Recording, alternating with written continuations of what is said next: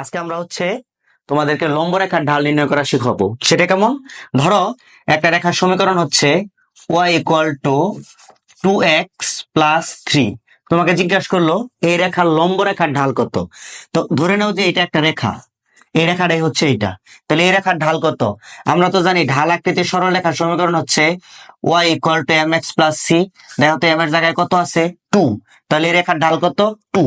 তাহলে আমরা লিখে রাখি m ইকুয়াল টু কত? 2। এখন তুমি যে রেখাটা নির্ণয় করতে চাও, মানে যে রেখাটার ঢাল নির্ণয় করতে চাও, সেই রেখাটা এই রেখার উপর কেমন? লম্ব। তাহলে এই রেখার ঢাল তো আমরা জানি না, এই রেখার ঢালকে আমরা ধরে নিলাম m প্রাইম। আর এই রেখার ঢাল কত? এই রেখার ঢাল হচ্ছে m, এবং সেটার মান কত? সেটার মান হচ্ছে 2। খেয়াল করো, দুইটা রেখা পরস্পর লম্ব না? আমরা কিন্তু জানি দুইটা রেখা লম্ব হওয়ার শর্ত কি? ঢাল দ্বয়ের গুণফল -1। তাহলে দুইটা ঢাল গুণ করো, তাহলে m into m prime equal to কত হওয়ার কথা? -1। তার মধ্যে কিন্তু আমরা একটা রেখার ঢাল জানি, সেটা কত? 2। তাহলে আমাদের m প্রাইম হচ্ছে কত?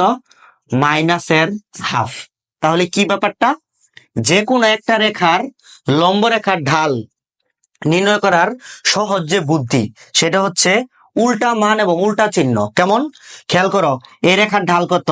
এই রেখার ঢাল হচ্ছে 2। তাহলে এটা লম্ব রেখার ঢাল হবে -1/2। ওকে, এখন যদি তোমাকে আমি আরেকটা কোশ্চেন দেই, ধরো একটা রেখা হচ্ছে এরকম, রেখাটার সমীকরণ হচ্ছে y ইকুয়াল টু x+3।